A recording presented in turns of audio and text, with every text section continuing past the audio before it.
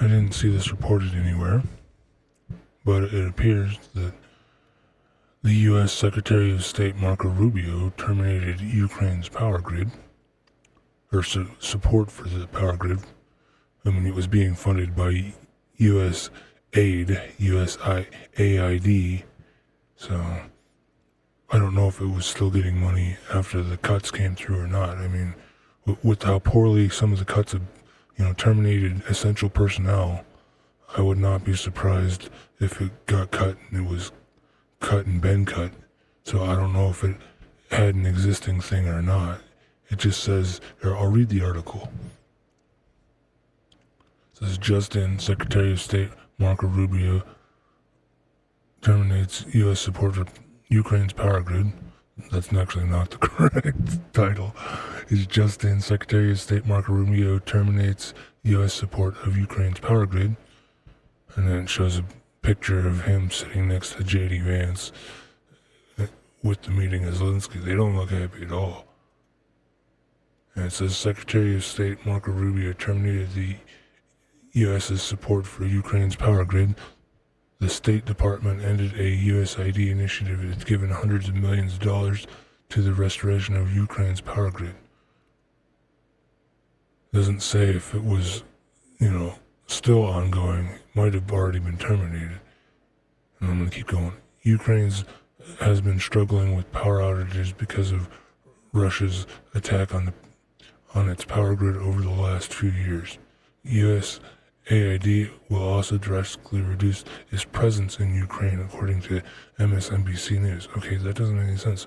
Why would they have a presence there if they fired a bunch of people already? They kept like 240 some odd, 200 and something people at the whole entire organization.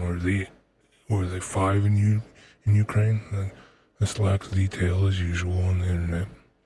Let me continue.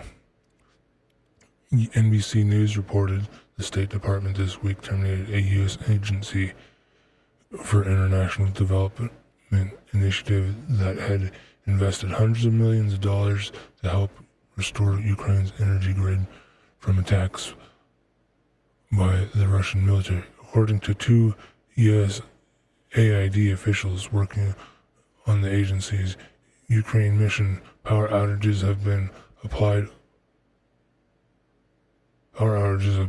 overnight in some regions of Ukraine due to the attacks on the energy facilities. The country's systems have sustained near constant impact throughout the course of the 3-year war.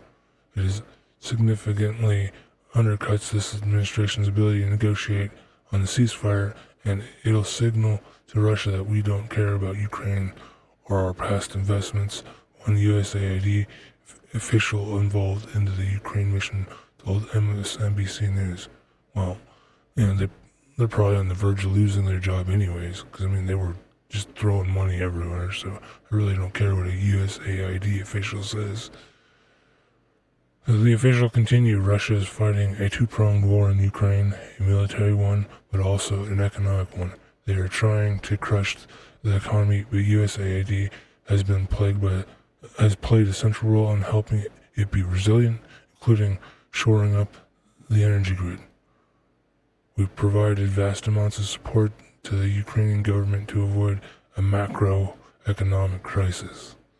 I don't know about that. They're kind of living at the bottom of buildings and tunnels and all sorts of stuff. I don't know what kind of economy they'd still have going. Ukrainian President Vladimir Zelensky arrived at the White House on Friday to meet with President Trump to discuss his rare earth mineral rights proposal. That's another thing I noticed with a lot of stuff today.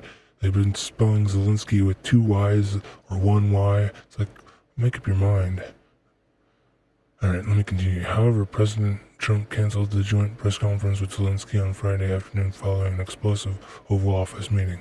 Trump and Vance absolutely lit Zelensky up as he folded his arms and tried to lecture the United States. You don't have the cards right now with us.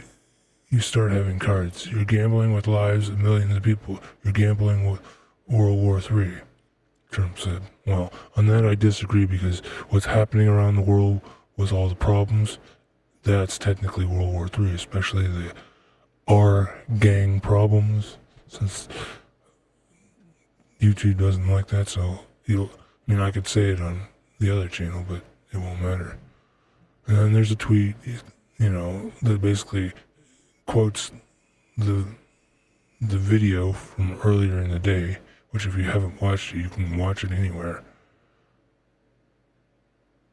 And then at the very end, Zelensky was told to leave the White House after failed negotiations. Well, honestly, I don't really care about Russians killing Russians.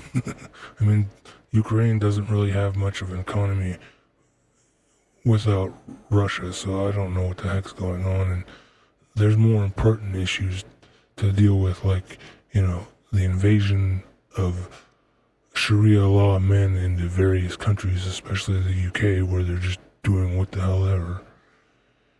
Anyways, I appreciate you watching this video, and I will see you in the next one. And consider watching other videos.